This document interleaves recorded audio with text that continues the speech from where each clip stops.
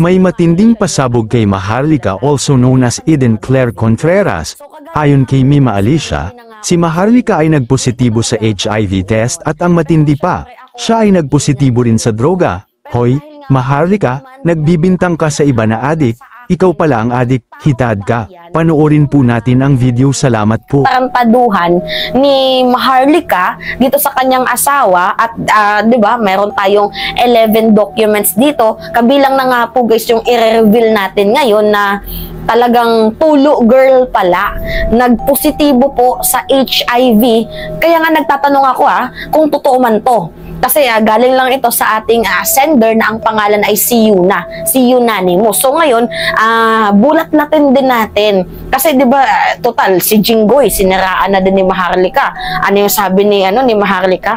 Itong si Jinggoy may lalaki daw 'yan, may kalaguyong lalaki na ang pangalan ay Gerald. 'Di ba siniraan niya si Jinggoy nung nakarang araw dahil nga sa kanyang pagkontra at talagang pinapangalanan ni Jinggoy na sinungaling itong si Morales, kasi totoo namang sinungaling itong si Morales. Kitang-kita yung fabricated na papers, na documents. So halata naman. Ang problema kasi dito, ini-insist lang ni Bato na totoo para nga naman mapahaba itong kanilang kwento at mapagbukang may presidente nga tayong adik, ma-character assassinate itong ating presidente, same as din dito sa ating first lady. Kasi yun naman po talaga ang nakikita nating main goal, main objective ng mga hayop na yan. Tapos kung matatandaan din ninyo guys, nung nakaraang taon, kinontent din ni Maharlika na itong si President Marcos daw po ay merong anak sa kanyang pinsan. Grabe guys yung paninira, pero wala namang maipakitang ebidensya. Diba? Diyan ka ba nabubuhay sa paninira mo, Maharlika? Kahit tingnan nyo guys yung video niya, isa po sa mga viral yon na video niya last year na itong si President Marcos is nakabuntis daw po ng kanyang pinsan. Pero wala naman siyang maipakitang ebidensya. Ngayon, hindi ko to ginusto Hindi ko ginustong mangyari sa akin to. Pero, okay. Papakita ko sa inyo guys yung HIV test result niya at yung trabaho niya before na nagpo-pokers itong si Maharlika. Okay. Eto guys. Ito yung nagpapatunay na talagang makulay guys ang sex life ni Maharlika. Paano ko nasabi? Positibo Positive. Positive ang lola nyo. Positive si Hitad. Tinalo mo pa ako. Diyos ko po. Grabe, ilan na yung body count mo? Hindi, matanong lang, ilan yung body count mo? And matanong lang din kung totoo ba to, yung sinend sa akin na document na ikaw ay positibo dito sa HIV. May tulo ka. Hindi ka ba nahiya nun? Ang tanda mo na dito, siguro I think 39 or 40 years old ka dito. Kasi taong 2009 to. Hindi ka ba nahiya na at the age of 30, nag-positive ka pa dito? 30 plus to 40, nag-positive ka pa dito? Ang kulay naman ng sex life mo. Kasi guys, sa totoo lang, according sa mga mga nababasa ko and according na din dito sa mga taong syempre mga nagsasalita para maging open-minded, 'di ba, yung bawat lugar, bawat bayan, yung mga nagle-lesson, yung pagiging active sa paglabing-labing is may edad. Kung ang edad mo ay katulad ko, talagang sexually active kapag ganito yung mga edad, 21 to 25, sabihin na lang natin hanggang 30. Pero kung ikaw ay 35 years old, pataas, bababa yung yung hormones mo, if I'm not mistaken, na ikaw ay magiging sexually active. Kasi unang-una, madami ka ng ginagawa sa buhay, lalo pat kung meron ka nang anak.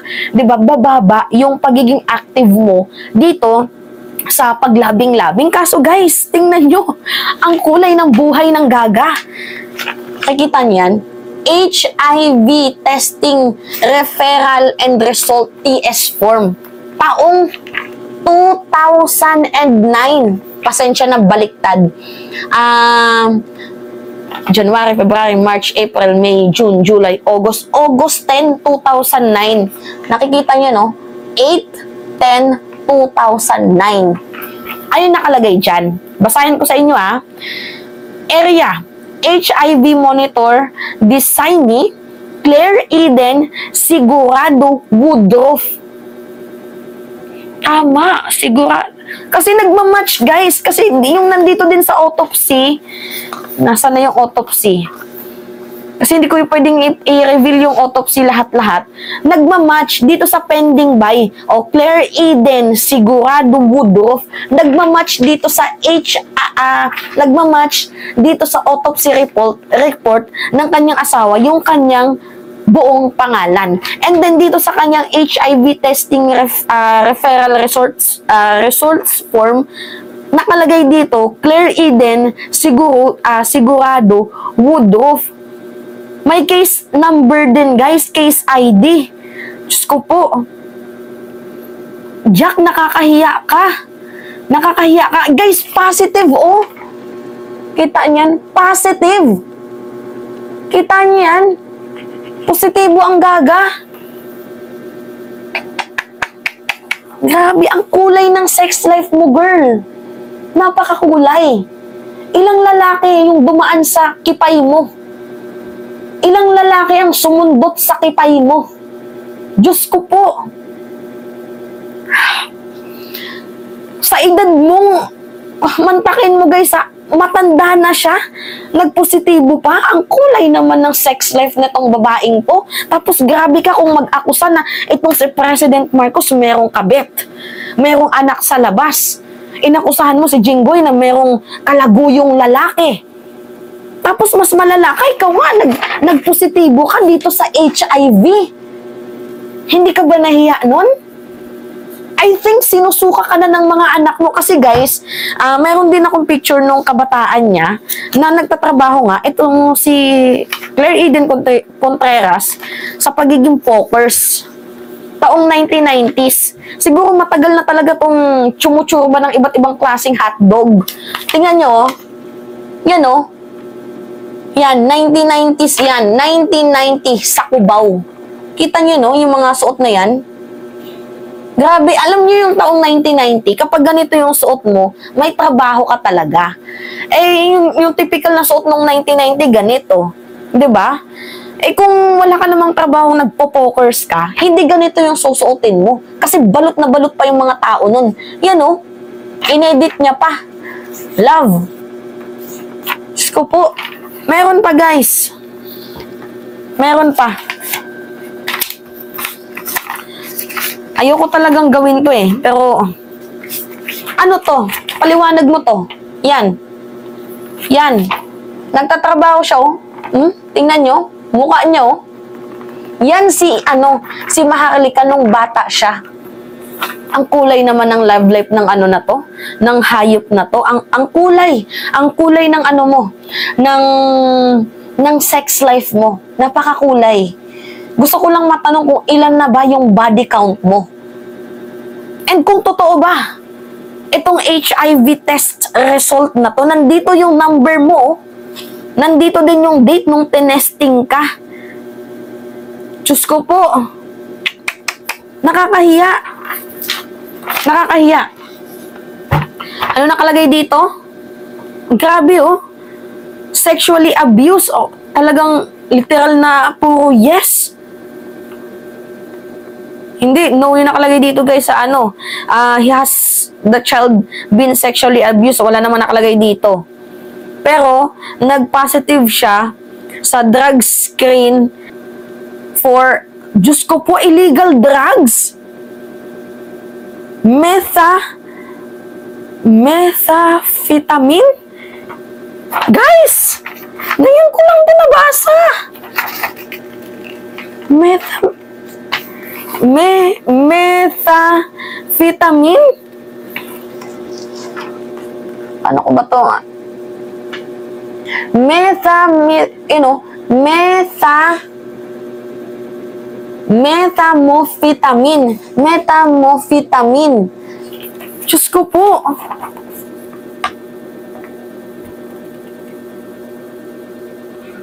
My God. Ba't ngayon ko lang ito nalaman?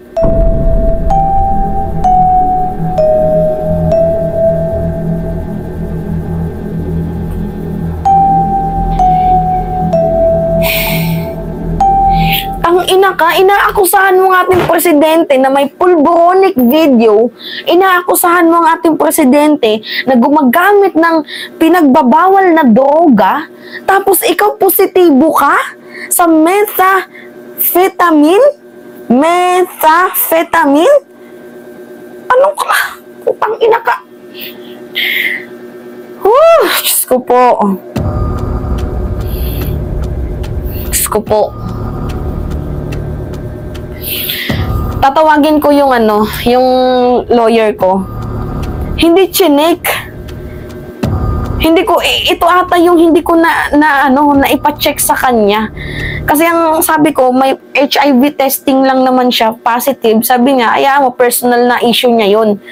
Yung pinag-uusapan kasi natin lately, guys, tang-ina ka talaga, Maharlika. Ikaw yung addict. Methamphetamine. Ikaw yung addict. Totoo ba to? Nagtatanong lang. Kasi nandito, HIV testing mo, nandito. Hawak ko. Baka gusto mong i-reveal ko pa yung green card mo. Tapos nandito din, guys, yung nag-test sa kanya. Yung social worker nandito. Nandito yung person ID, yung area ng office, telephone number, case ID, tapos yung mga na-diagnose sa'yo. Ina ka.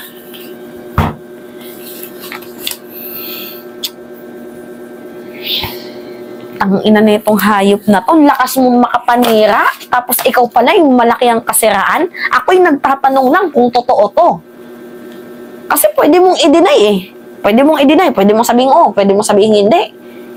Pero ang tanong, totoo ba to? I-message ko yung Yuna, and feeling ko naman ata magre-reply yun. I-message ko, guys, sabay-sabay nating malalaman ang totoo. Sabay-sabay nating malalaman ang totoo. Bukod sa pagiging makulay yung sex life mo, bukod sa pagiging puta-puta ka, di ba? Ikaw din pala ay positibo sa illegal na droga? Oh my God, Maharlika. Nasaan yung konting kahiyan mo? Lahat ng inaakusahan mo ang presidente na sumisinghot ng white powdery substance. Inakusahan mo ang presidente na may kabet. Inakusahan mo si Jinggoy na may kalaguyo. Inakusahan mo, ang dami mong accusation. Tapos ikaw malala, tinegi mo yung asawa mo sa pamamagitan ng ng mga gamot na hindi ko kung basic na gamot yun na walang nararamdaman, basta diretso ka na lang libingan. Nilason mo. Tapos ngayon malalaman ko positibo ka, tapos sabay-sabay din natin nalaman na nag-positive din siya sa methamphetamine. Putang inang na yan, na positibo siya dito sa methamphetamine na illegal na droga. Diyos ko po.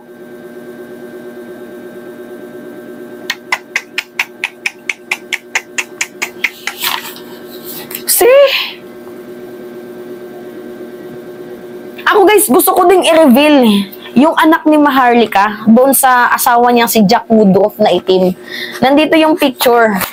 Nandito yung picture, hawak ko. Pero ang bata kasi hindi natin pwedeng idamay. Although matanda yung bata na to sa atin, pero hindi natin pwedeng idamay kasi hindi naman tayo katulad ni Maharlika na walang sinasanto. Hindi ka nahiya, girl? Ang kulay ng sex life mo? Ha? Ang daming tsumur ba dyan sa puday mo? Hindi ka nahiya? Ha? Hindi ka nahiya? Hindi ka nahiya at age of 40 years old, something like that, positive ka pa? Positibo ka sa HIV? Ilang hotdog, ilang tete yung pumasok dyan sa bundok mo, sa kuweba mo. Sabi po, kakahiya to guys. Kakahiya.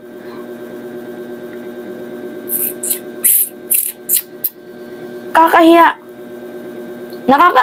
Alam mo, Claire Eden, mahiya ka na lang sa sarili mo. Kasi mantakin mo, noong taong 2009, yung HIV testing mo, positibo, hawak ko. Hindi ko alam kung bakit ako binigyan ng isang sender na unanimous. Hindi ko alam bakit sa akin sinento. Hindi ko balak manira. Wala sa bokabularyo ko ang manira. Kasi hindi naman ako ganong klaseng tao. Pero gusto kong marinig yung paliwanag mo kung totoo yung HIV test na positive ka.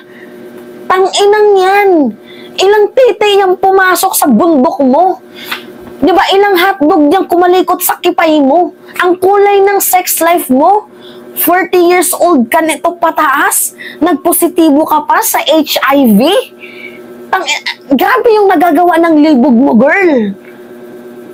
Na dapat kong tutusin, ako yung sexually active. Pero hindi, may jowa akong babae. Tapos ikaw, Diyos ko po. Oh my God.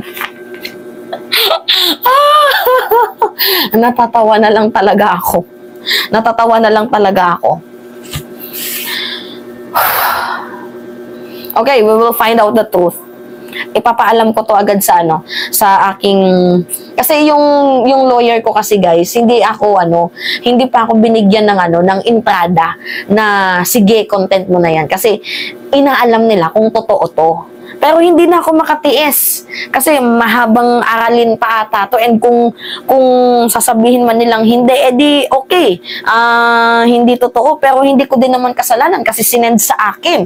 Itong na to, balang ginawa ko, naging messenger lang ako. Wala akong kasalanan dito. Pero ilalaban ko to. Kung kakasuhan niya ako, hindi ako natatakot. Ilalaban ko to. Ang kulay, Diyos ko po. Kahit saan tayong korte magpunta, hindi ako natatakot sa'yo, girl. Ilalaban ko to. Ilalaban ko tong papel na hawak ko. Kung ako'y kakasuhan mo na naninira ako, ilalaban ko to. Kahit saan, haharapin kita. Basta dito sa Pilipinas, umuwi ka.